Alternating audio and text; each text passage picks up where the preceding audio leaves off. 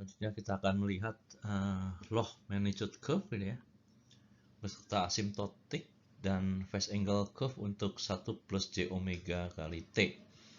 Jadi dengan melihat ya, jadi ini ada dua grafik karena border diagram itu terdiri dari dua grafik ya.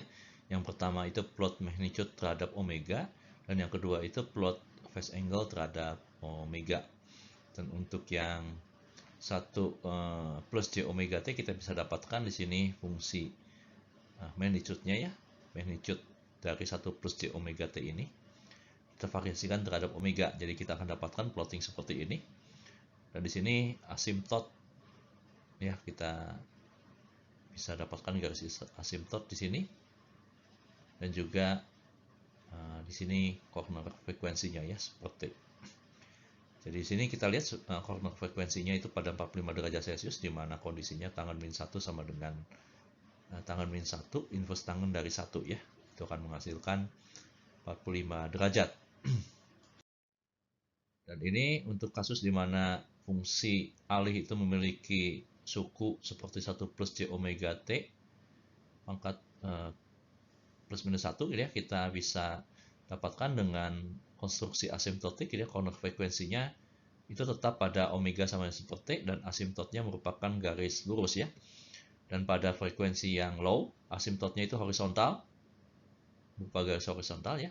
Pada garis pada frekuensi yang tinggi, asymptotnya memiliki slope minus 20 desibel decade ya, atau 20 n dB per decade. Dan ini untuk selanjutnya kita lihat kalau untuk quadratic factor ya, untuk fungsi alih order 2. Jadi 1 plus 2 psi kali j omega per omega n ditambah j omega per omega n pangkat 2 ya. Dan ini kita bisa dapatkan gj omega-nya dalam bentuk ini. Sehingga nanti kita cari ya, nanti masing-masing besarnya dan fasanya ya. Kalau kita review ya sedikit dari kuliah S1 pengendalian proses, psi ini merupakan damping factor ya. Kalau misalkan dia bisa dari 1, ini kita bisa ekspresikan ini bisa kita pecah ya, suku persamaan di penyebut ini menjadi dua suku yang mengandung dua pol yang berbeda ya, dua pol real dan berbeda. Kalau misalkan psinya antara 0 dan 1, ini merupakan akar kompleks ya, jadi ini akan memberikan osilasi, respon yang osilasi ya, kalau misalnya kita sudah pelajari di S1 dahulu.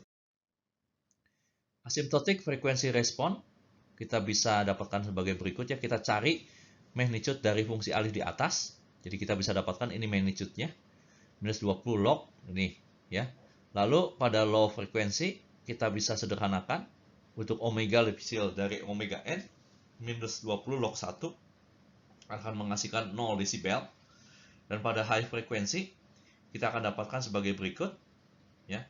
Jadi kita bisa memplot untuk pada high frekuensi asymptotnya ini akan berintersect pada low frekuensi pada omega sama omega n. Jadi kita bisa dapatkan nanti minus 40 log omega n per omega n. Ini akan menghasilkan minus 40 log 1 itu sama dengan 0 desibel. Frekuensi omega n ini merupakan frekuensi corner ya, untuk suku quadratic factor yang di atas. Dan dua asymptot di atas ya, itu diturunkan, itu independen terhadap damping factor. Jadi kita bisa lihat ya, ini border diagram dari fungsi alih order 2 di atas. Jadi yang pertama ini yang desibel ya, ini yang merupakan plot magnitude versus omega, dan ini yang di bawah plot angle terhadap omega. Jadi kita bisa dapatkan sebagai berikut ya, kita lihat dengan variasikan damping factor, bentuk magnitude-nya pun berubah ya, dan begitu pun untuk fasanya. Dan ini phase angle dari quadratic factor kita bisa tentukan sebagai berikut. Jadi phase angle-nya itu merupakan minus tangan min 1 dari ini ya, dari dua suku pembagi ini. Dan phase angle-nya itu merupakan fungsi dari omega dan juga psi atau damping koefisien ya.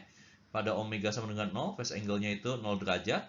Pada corner frekuensi omega sama omega n, phase angle-nya itu minus 90 derajat tanpa dipengaruhi oleh psi. Sehingga bisa dapatkan psi-nya itu akan menghasilkan minus 90 derajat ya, minus tangen inverse dari yang tak hingga. Dan frekuensi respon untuk faktor yang tersebut kita bisa dapatkan dengan mereverse tanda dari log magnitude dan juga phase angle dari faktor yang ini. Ini saya kira jelas ya.